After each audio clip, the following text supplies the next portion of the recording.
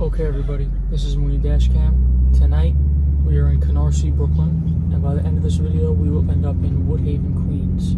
We are talking about the horrible kidnapping and burning alive of Kimberly Antonakos, a 20-year-old student that ended up in this giant mess through no fault of her own. Alright, let's flip this around and get into it.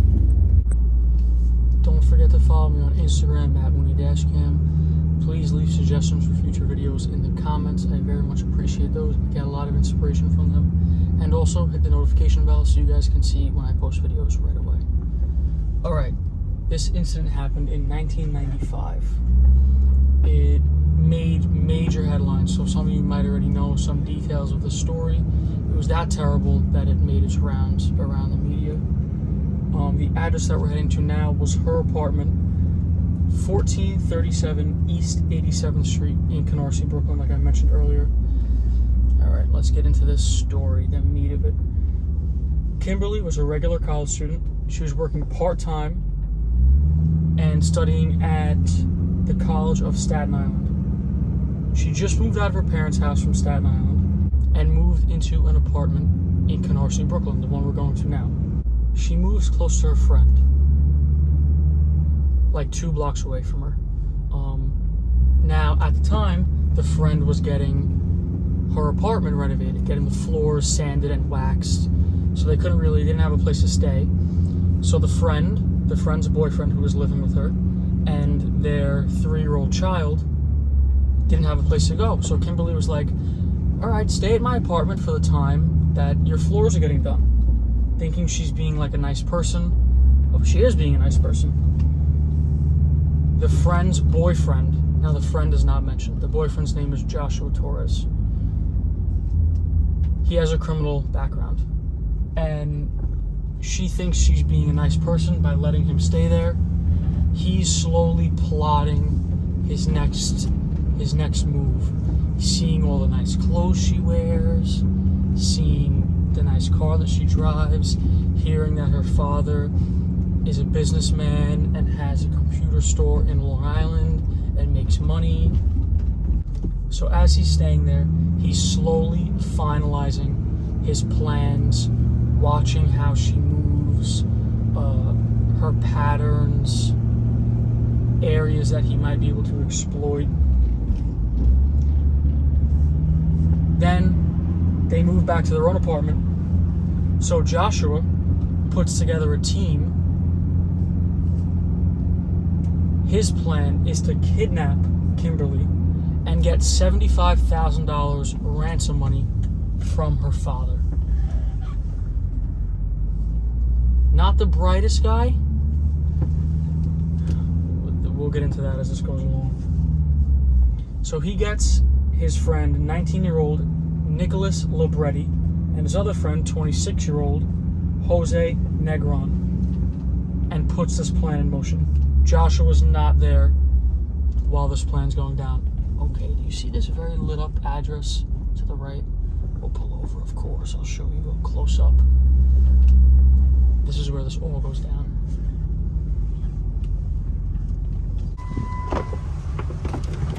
All right. This is the block this went down. Say hi to the truck. This address right here, 1437. Let's see if the camera can grab that. Nope. Okay. Just you gotta trust me on that one. That's the address. So it's a Wednesday, March 1st, 1995.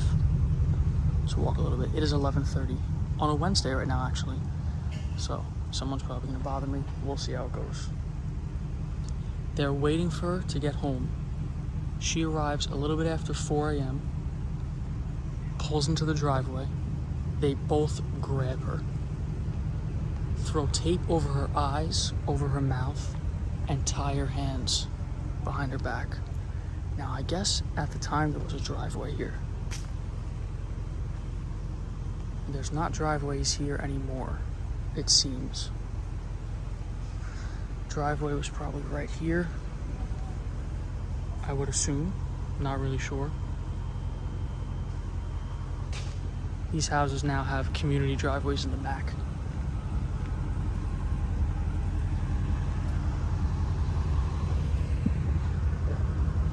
But like I said, they grab her, tie her up, throw her in the trunk of her own car, a 1994 Honda Accord, blast the music, and start taking off. So she's in the trunk, music blasting. The reason why the music is blasting is to muffle any noises she would make struggling in the trunk. And they head off to an abandoned house in Woodhaven, Queens, about 5 miles away. That's where we're headed to now, of course. This is probably close to the route that they took. Of course, we're not exactly sure. But I'm going to speed this part up here, and I will get back to you guys when we are closer to the house.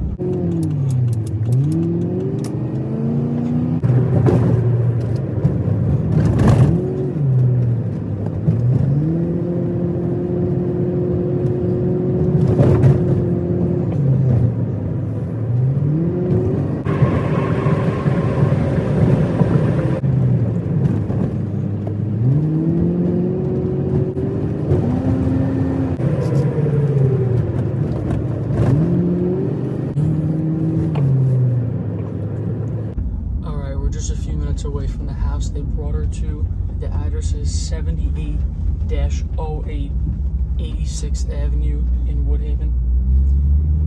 So they pull up to this house, they get her inside the house, put her inside the basement, tie her to a pole.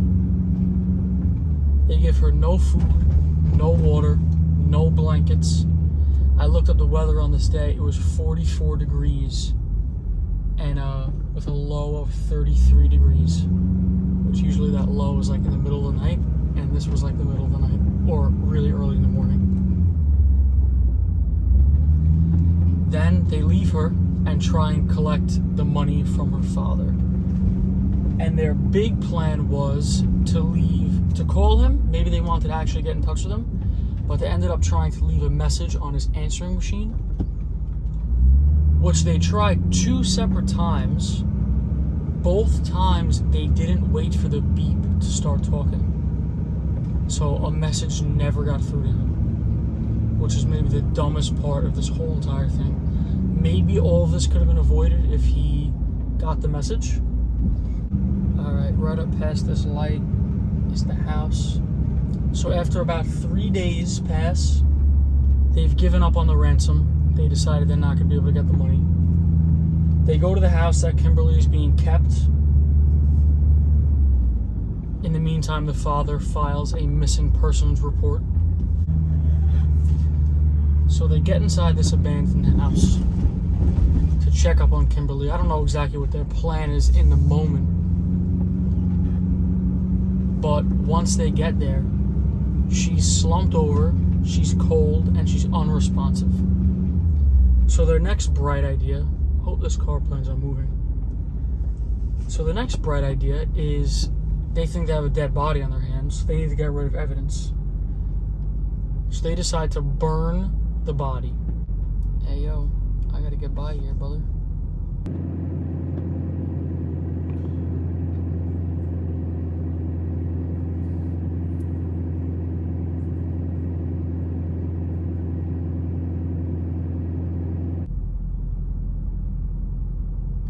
No one's in any rush. No rush at all. Just a big truck waiting for you to move. Like I said, they decide to set her on fire and burn the basement. So Joshua covers the floor of the basement in gasoline along with her upper body. He kisses her on the head. Joshua even said at one point that he loves her like a sister. Kisses her on the head, lights a match, and sets her on fire. This house right here coming into frame on the right, this is the house this went down in. Let me hop out real quick. Ooh, right next to a hydrant, perfect.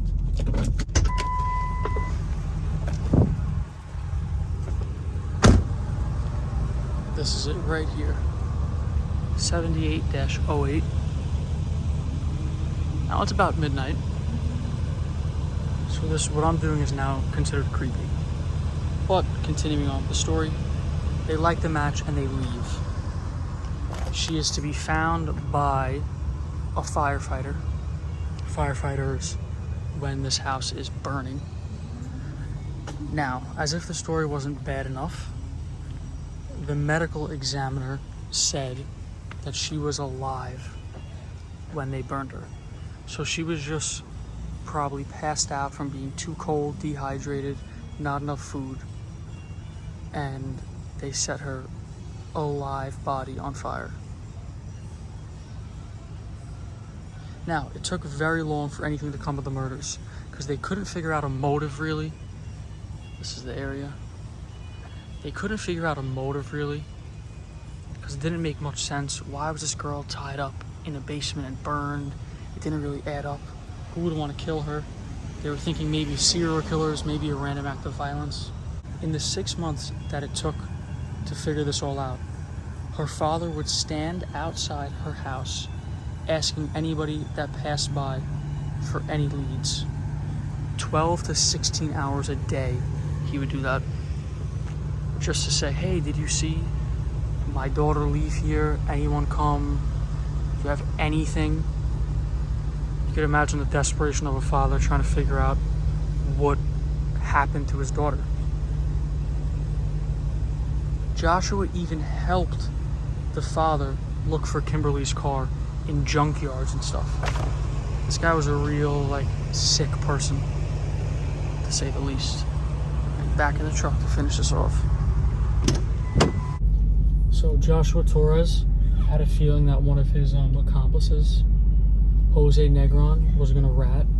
So before he could do that, on June 23rd, he runs up to him on a street corner in Jamaica, Queens, and blows his brains out. I can't even get over how crazy the story is. And then, eventually, a witness comes forward, someone who overheard them talking, which, you overhear this, maybe through the neighborhood, I'm not exactly sure, what went on and who killed Kimberly. And then also another person came forward kind of wanting the $10,000 reward that the father put up. It's kind of sad that's the reason why they came forward, but that's the reason. And then Joshua Torres got 58 years to life, and Nicholas Libretti got the same thing. 25 years to life for kidnapping, 25 to life for murder, and 8 to 25 for arson. Now Libretti got 58 and 1/3 years to life, which I thought was a very weird sentence. Never heard anything like that, but they get weird sometimes with these sentencings. Now, another ridiculous part of the story is that a guy, Julio Negron, who wasn't related to Jose Negron, who was killed, testified trying to get them lighter sentences. He was their friend or whatever. And through testifying, he kind of admitted that he knew what was going on and didn't do anything about it. So he got 2 to 6 years for this whole situation. I mean, it's crazy. It's really crazy. I think that's pretty much everything I have to tell you about this incident. Let me look over my notebook. I'll cut this out. I knew I was forgetting something. Joshua also confessed this whole thing to his girlfriend, the friend of Kimberly, and she came out and spoke about it and said everything that he told her, because she was even worried also, trying to find a friend, and Joshua didn't tell her what went on, so she's trying to figure out what happened to her friend, and her friend turns up burned in a basement. It's such a twisted story. It's one of the worst. I actually didn't want to do this story. Honestly, I didn't want it. But that's everything I have to tell you about it. Hope you enjoyed. I hope you didn't. See you guys in the next one.